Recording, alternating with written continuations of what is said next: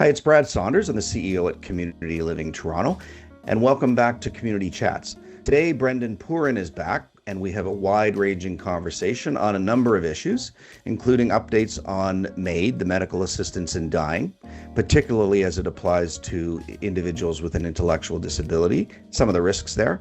Talk about the disability tax credit, changes that have been made to make that easier to access and maintain. We also touch on the Canada Disability Benefit, as well as supported decision-making. Brendon and I cover a lot of ground, take a bit of time, but I'm sure whether you're a family member or a self-advocate, a professional, or simply interested in building a more inclusive society, really think this conversation will help give you some good perspective and practical insights. So grab a coffee or a bottle of water, settle in, and let's chat, because belonging begins with listening. Brendon, thanks for joining us today. Good to have you back, I think for the third time. Nice to be here, Brad. Good to see you. Yeah, I think this is number 3. Yeah. Lucky number 3. You're always a popular guest, and there's always lots to talk about. So we'll get to that. But first of all, how's the summer going? We're doing this in July and sort of halfway through. How are things? Yeah, summer's going okay. It's flying by. I mean, I think we say that every year, but I do think that that time is going by even quicker this summer. So hard to believe that July is almost over, but can't complain. Weather's been great. Yeah, weather's been slow to come, but weather's been excellent. So that's good to be part of. Dive right in here. So I thought we a few things we're going to talk about, but and it feels because there's been progress on a couple of things that I think are noteworthy, which is why we were really keen to have you back. First thing we'll start with is MAID, which is medical assistance in dying. Sure. And we've talked about this a couple times on the podcasts and get lots of questions from people. And I hear a lot of feedback that that's very helpful because it is an issue, obviously very sensitive. It's still it's still evolving, particularly track 2. And then it has a lot of importance to our sector because of the risks that are there for people that we support or people living with an intellectual disability and others. So there was a big development towards the end of the last session of the House of Commons of Parliament, where a recommendation was made to not fully implement the track 2 recommendations that were being done. Mm-hmm. What happened?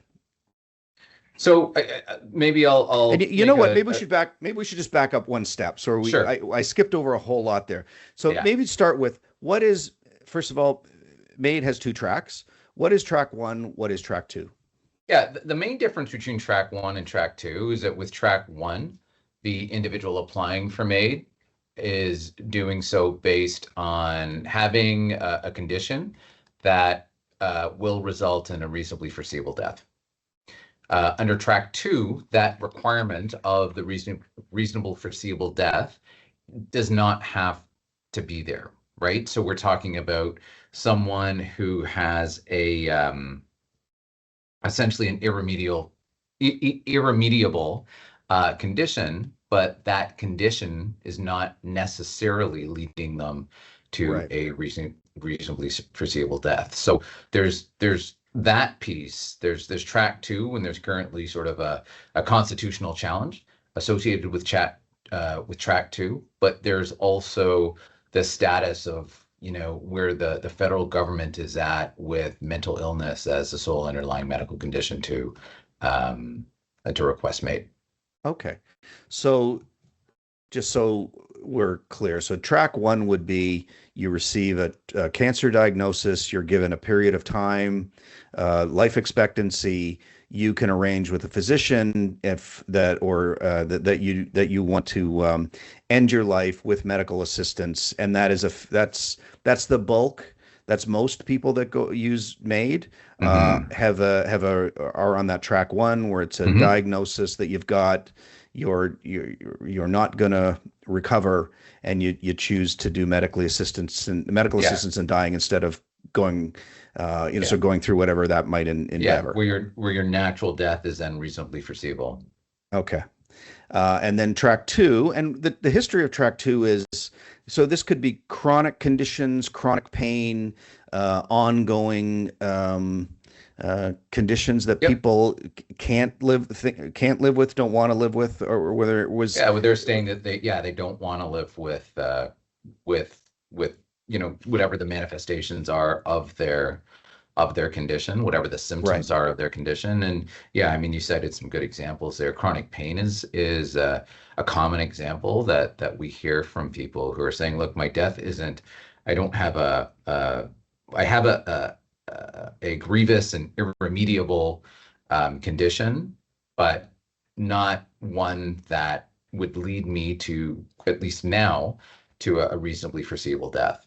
But when I'm experiencing these symptoms, when I'm experiencing these manifestations, they're intolerable, and therefore they're wanting to apply for MAID." Okay. And in the disability community, the concern is that that would be so broadly applied that people may make choices that are not fully informed, or that other people may influence that decision. There's just a lot of risk there that people are in the disability community are very uncomfortable with, not just disability, but in mental Yeah. health um, as well, that people are not comfortable with. Yeah, I think there are a few factors or a few considerations being cited, and you've picked up on a few of them. One is undue influence, right? Like, is this something that the person actually wants, or are they being unduly influenced by so-called trusted family members or friends or Right. other third parties? And unfortunately, that is a real thing. Like we have worked on cases involving MAID at our office where there have been um, allegations that this wasn't really the person's choice, but they may have been unduly influenced by family members who had ulterior motives. There's the informed consent piece, right? So making absolutely certain that the person requesting MAID is providing that informed consent. And so, sort of unpacking the whole area of consent capacity and legal decision making within the healthcare context. And we have Right. fairly robust legislation that governs informed consent. So that's a concern. There's also a concern that's often raised around um, people requiring supports as a result of their disability, right? So, and this was even a factor that was cited in the report delivered by the Joint Committee on Medical Assistance in Dying here, with respect to people with mental illness as a sole underlying condition. Like, are there adequate supports and services in place for people, right? Or are people opting for MAID due to there being a lack of supports? And if there were the right level of supports in place, perhaps MAID wouldn't be pursued in some situations. So, yeah, a number of factors It's that are pretty. being raised by the community. Yeah, we've one of the examples that we've seen, or impacts that we've seen lately in the housing that we've done in the last number of years, is how dramatically a person's life can change by their living situation changing. And Hmm. we've had people on our podcast and with our influencers across community living Toronto talking about the impact that just moving from a place where that was, a basement apartment in not a great neighborhood with neighbors that weren't the best, or they were scared to be in their communities, to a place that was with adequate support in a different building that had people they knew, that sense of community, and that changed their perspective. Now, I don't know that anybody was pursuing MAID, but Right. you did see a dramatic increase in people's level of happiness, level of satisfaction, reduced reliance on the healthcare system. So I guess this is just sort of extending that further. Are there circumstances where a person would, because the supports they don't have, they would choose to say, I don't want to do this, I don't want to live anymore? And that, I think we could all agree, is not something we as Canadians Yeah. would get behind. Should not be a reason to pursue MAID. And we've heard numerous stories in the media over the years about people requesting supports on numerous occasions due to their underlying condition and just not being able to access the right types of supports. And you again alluded to one that is most commonly referred to, and that's housing, right? Just Right. inaccurate housing supports for folks, for people generally, right? For people living Yeah. below the poverty line. But then when there is some sort of condition or disability involved here, being able to be accommodated within the housing space, being able to live Yeah. comfortably, being able to not be as socially isolated as they otherwise would be. Yeah. That being cited as a factor for pursuing MAID. Okay. One thing just to clarify, um, I think sometimes the medical community can get painted with a broad brush Mm. around how they deal with people with disabilities when it comes to significant conditions, end of life care, or just really serious conditions that are requiring time. I mean, there's lots of stories out there where people have been told, quite harsh things about, well, you have a disability. Do you really want to continue living? And I've certainly been part of those conversations with doctors themselves, and Yes. people will advocate against that. However, that is not the universal experience of people. And we've worked with a lot of doctors, nurses, hospitals, where they do everything they can to support a person, try and bring them back to health. And if a decision is made to end, if someone's on life support, that decision is arrived at reluctantly and carefully. So I don't know that we can put everybody in a basket and say, oh, because you have a disability, you're just fundamentally going to be in this track, or you're going to be recommended that, because that's not been certainly my experience. No, I agree with you. We definitely cannot generalize about the medical community, and I think, like you, I think I've experienced both ends of the spectrum when it's come to supporting people. But at the end of the day, I mean, the medical community does act as a gatekeeper for a number of sort of um, fundamental supports available Right. to people with disabilities, right? Like not only within the MAID context, like obviously they're instrumental with MAID, but they act as gatekeepers when it comes to sort of accessing the disability tax credit, right? Accessing the Canada Disability Benefit, accessing provincial social assistance supports quite often. So it's very important, I would say, to have the medical community on board, to partner with the medical community as much as possible, to educate, to raise awareness, Right. to really, like I said, treat them as a partner within the process. Okay. So just to go back then, the next steps are, so this recommendation was made to Parliament by the committee studying it at the end of the last session. Where does it go from here?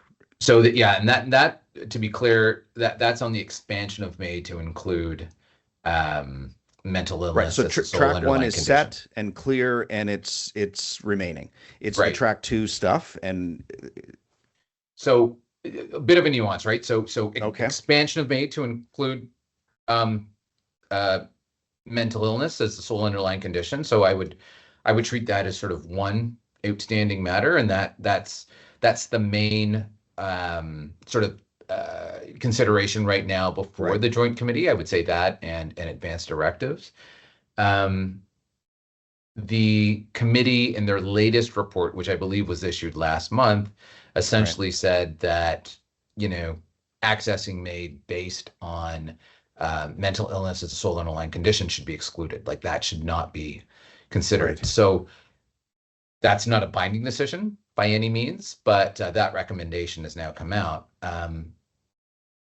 We were expecting, I think, mental illness as a sole underlying condition to be implemented come March of 2027.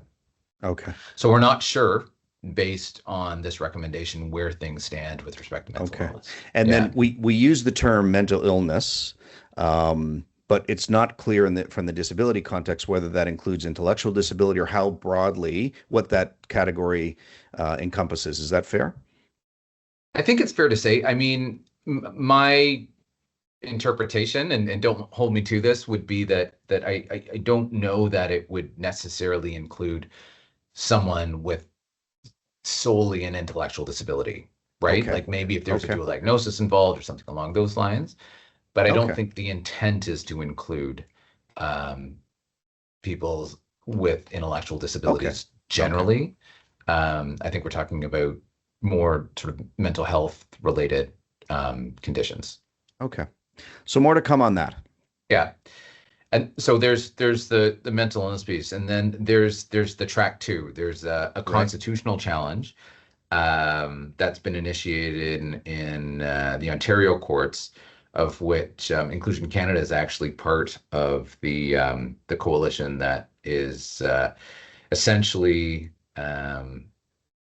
suggesting that track two is unconstitutional, right? That the track two should be struck down, and litigation is in its early stages. So we'll have to wait to see how Okay. things sort of transpire there. But that's sort of I would say, the second update Okay. that I'd have to share with you Good. related to MAID.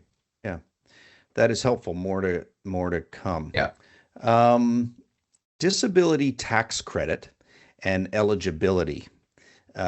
Big changes coming there with the last, was it the budget or It was the spring economic economic statement, I think. statement? Yeah. Yeah. Yeah. So what's new?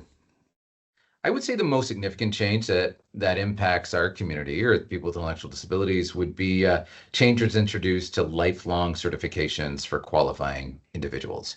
So historically, some people applying for the disability tax credit who had a lifelong condition, let's say some form of intellectual disability, would apply, they'd be successful, but with their approval letter came a sort of an expiry date. Right. So the disability tax credit is good for 3 years or 5 years. So you've got to reapply at 18 because something magically changes at age 18. That's no longer the case for certain conditions, including conditions related to intellectual disability. So a lifelong certification's in place. Qualified practitioner just needs to convey the diagnosis. They don't necessarily have to explain how the diagnosis has an impact on the person's life.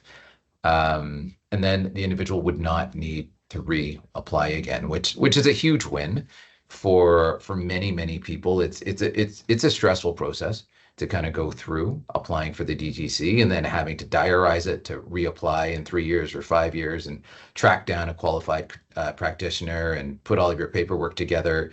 If you miss the deadline, then all of the benefits associated with the disability tax credit, like the refundable tax credits, the Right. RDSP, all of those pieces are sort of put on hold. So I think this was big. This is very much welcomed, I think, by the community. So there was that. The list of qualified practitioners who could sort of sign off on the DTC was expanded a little bit. I think podiatrists are now included, and also the list of the types of disabilities that could be approved by physiotherapists and speech language pathologists and OTs has been broadened. Right. Like that's been expanded, so that's making life a little bit easier. And then the third piece is that for people who are under the PGT's guardianship of property, the PGT can now certify folks, Okay. right? So they don't have to go out and get a medical practitioner to sign off on the applications. Now that was something that I hadn't caught in when this Mhm. sort of initially came out. So how is very clear on how that would work?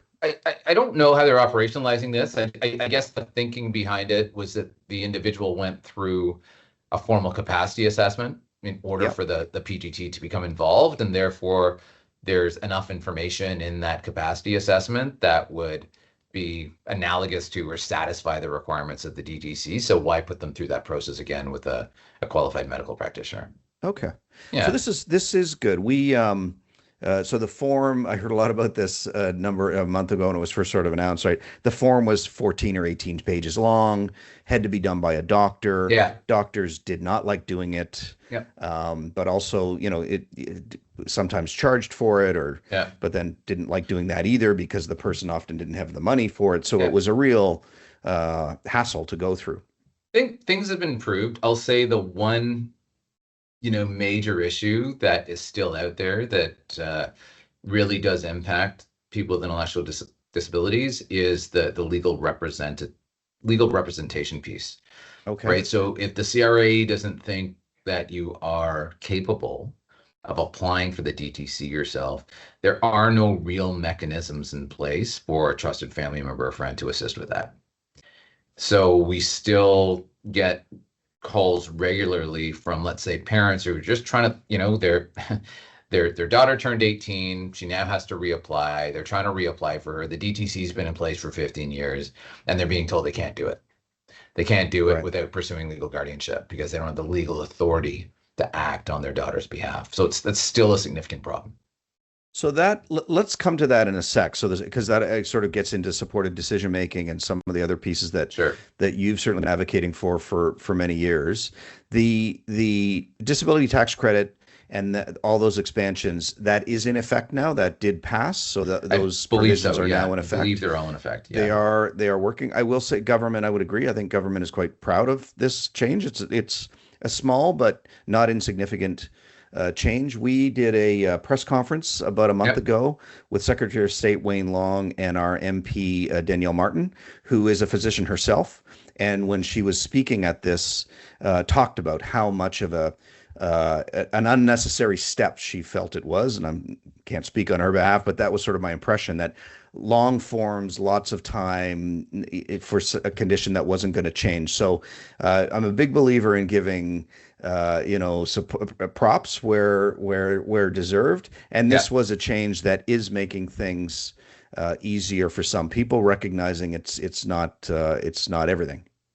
Definitely a step forward, and I would say formalized a practice that had historically been in place with the CRA. I would say predating the RDSP in 2008. We used to see a lot more of these sort of lifelong certificates issued, and that wasn't happening very much over the last 10 or 15 years. So definitely, I agree with you. Like it's great to see this formalized. It's going to make life easier for a lot of people. Good. We'll come back to supported decision making in a minute, but I just wanted, the other piece that's sort of along these lines is the disability, the Canada Disability benefit. And we've talked about this as a payment. Is it's $150 or $200? $200, up to $200 up to $200 a month. It was initially talked about years ago when it was started as being a mechanism to lift people with disabilities to move them out of poverty. So in Ontario, if you're on ODSP, which is $1,400 a month or so, it tends to be in a city like Toronto less than half the rate of poverty, what you're receiving as income. So many people, just by having a disability, if that was their only source of income, they were living in poverty. That the Canada Disability Benefit did not meet expectations. It's quite a bit lower than was needed. But it's there. There was sort of hinting that the $200 isn't set forever. It could change over time. There's advocacy work that people could do there. How's it going since it rolled out, and what's your experience been, or the people your clients in that? A couple of things, just sort of picking up on what you had just mentioned with respect to the amount of the benefit. So it is up to $200 a month. It definitely didn't meet expectations in terms of what a lot of us thought it was going to be, because it was very much touted as a mechanism to lift people out of poverty. But the framework legislation is in place, right? So we're not looking at needing to advocate for legislative change here in order to increase the amount of the benefit, right? The legislation's in place. I think with some advocacy, we can, hopefully convince the federal government to increase that amount over time, because it is, as you mentioned, it's just grossly inadequate right now. Does it help? It definitely helps when, if your sole source of income is only $1,400, or I think it's $1,436 now a month. Mm-hmm. But it could have a much more significant impact if it was funded adequately. I think an issue that I think you and I had spoken about in the past with respect to the CDB was the access piece. And I just must be magnetic or something, because I keep on coming back to the whole, legal representative issue and supported decision making. But the access piece has been difficult for some people with intellectual disabilities. because of, quite honestly, just the same barrier that's in place there, similar barriers that are in place there when compared to accessing the DTC or accessing the RDSP, right? It's this whole notion of if you cannot apply yourself independently, right? If you require any type of support, CRA, Service Canada has very little in place, uh, from my standpoint at least, to assist you with that application process.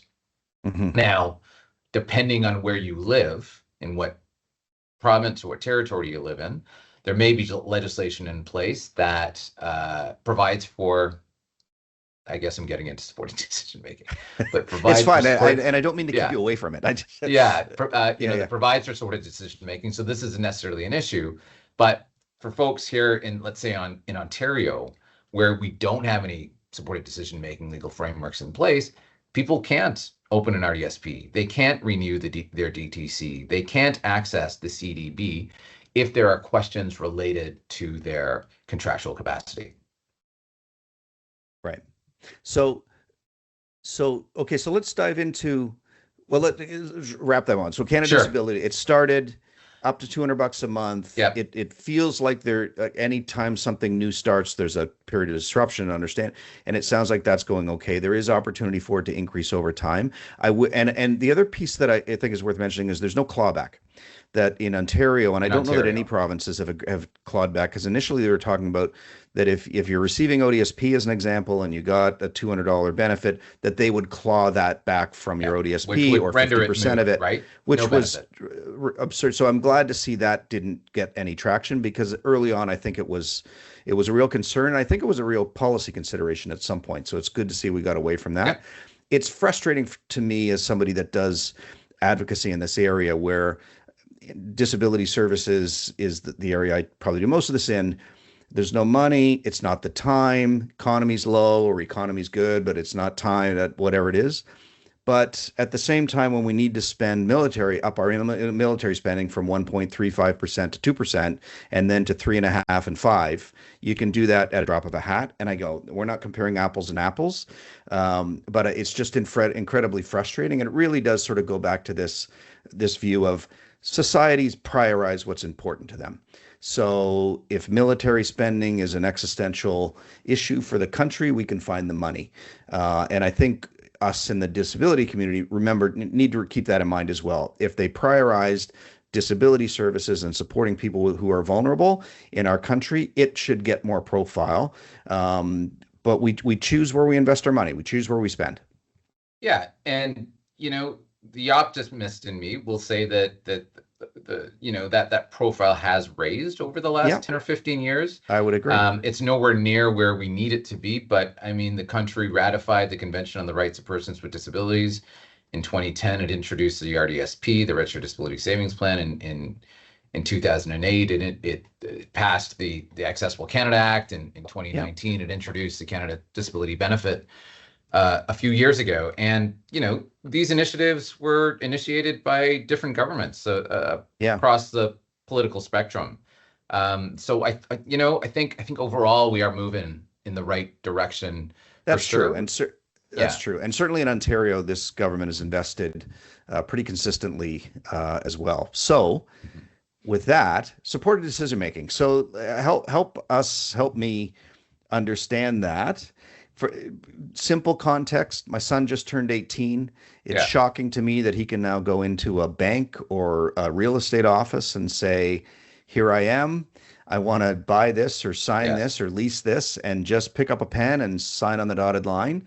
And the qualifying factor for him is that he's turned 18. And that's set.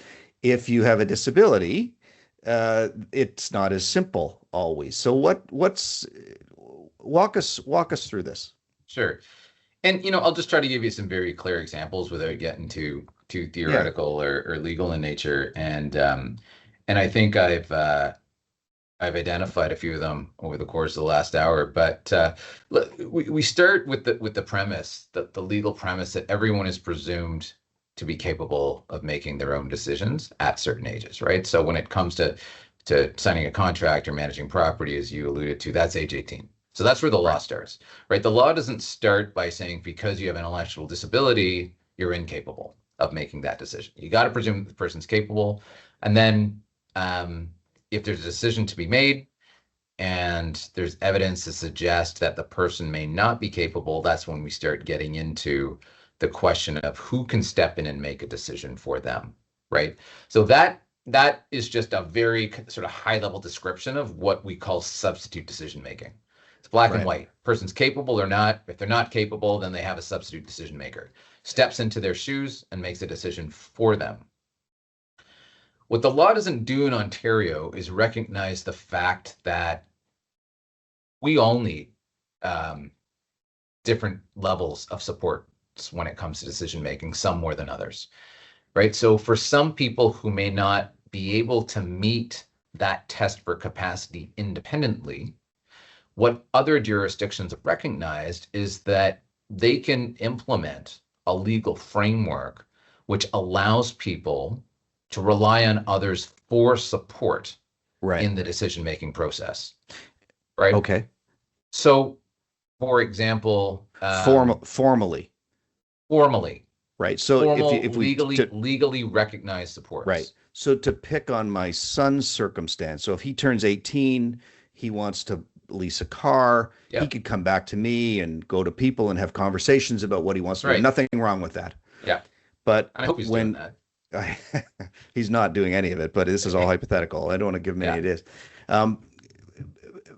But in the circumstance where a person has a disability, and that's sort of an informal check-in, and then you sign and you're responsible, Correct. or you can make that call. You're in this circumstance, there's the suggestion that you could formally set up those structures where people can consult with, and that wouldn't get in the. Explain it. You'll explain exactly. it better than I. The same thing. Like, your son comes to you and asks for some advice. He can then take your advice or not and go back to the other party, go back to the car dealership and sign the paper. Person with a disability can have those conversations as well. But the other party, right? The bank, the CRA, the car dealer, the healthcare practitioner may not think that they are then capable of executing on that, right? So they'll say, well, we can't take direction from you. We can't take direction from you because we don't think you meet this cognitive test of capacity. And therefore, somebody else has to make that decision for you, right? What we're trying to say is we need a legal framework that recognizes the fact that that person with a disability is going out to get the support, and that support can be legally recognized. And this isn't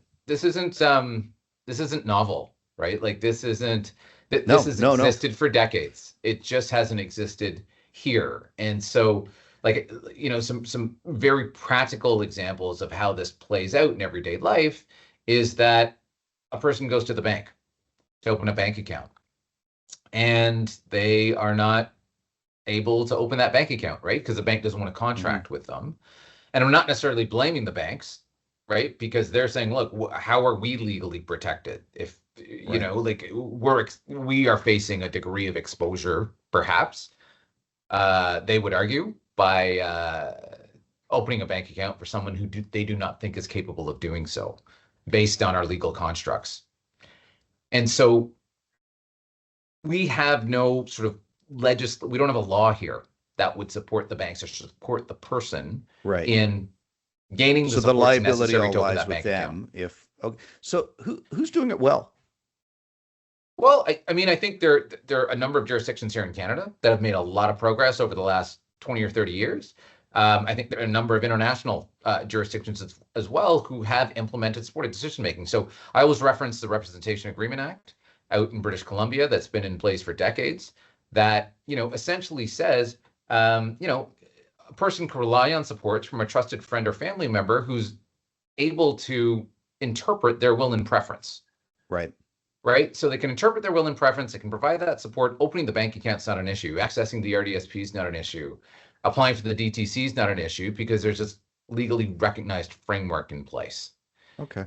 A number of other jurisdictions across Canada, the Yukon has made progress, New Brunswick, Nova Scotia, Okay. I, so I it's just that for yeah, whatever reason here in Ontario, we're not we're moving the not needle. there. Yeah, I mentioned I was at a conference a year or so ago, and there was a presentation from a group in Colombia and another South American country. I don't recall. They had it in place too. It was miles ahead of us. Miles ahead Um, of us. And what's interesting is that for a number of those jurisdictions, and in, in addition to a number of, I would say, states down in the U.S., they've relied on Canadian experts. They've relied on really, some of our legal frameworks, like the Representation Agreement Act, to build their legislation, to develop their legislation, right? So we've got so these we just international communities. we've got a real opportunity here in Ontario to take some great ideas and some good frameworks and implement them in this province. Absolutely. Yeah, we Okay, don't have to look too far. well, let's do that. You know, I think, and there are a number of people here in Ontario who've been advocating for supported Yeah. decision-making frameworks for years. The Law Well, Commission of you're Ontario, one of them. You yeah, for sure. yeah, Yeah. we've been doing that here, and we sort of we're at the table. The Law Commission of Ontario Good. had a 4-year project between, I think it was sort of 2014 and 2018, where they studied this area of law. Right. Um, Unfortunately, I don't know that any real impactful recommendations in relation to supported decision making resulted from that study, but a lot of the groundwork was done, right? So a lot of that groundwork's been done. A lot of the legal analysis has been done. Like I said, there are a lot of Canadian experts Okay. that have assisted other jurisdictions across the country and internationally in developing these legal frameworks. So I think the time is right here for Ontario, especially because uh, we've got this RDSP issue that is coming to a head. Right. People have been facing issues accessing RDSPs since they came about in 2008, if their Right. legal capacity was being questioned. Right. The federal government sort of temporarily plugged that gap with by allowing for family members to act as plan holders. But that legislation is coming to an end on Okay. December 31st of this year. Oh, okay. So Uh, it's pretty urgent.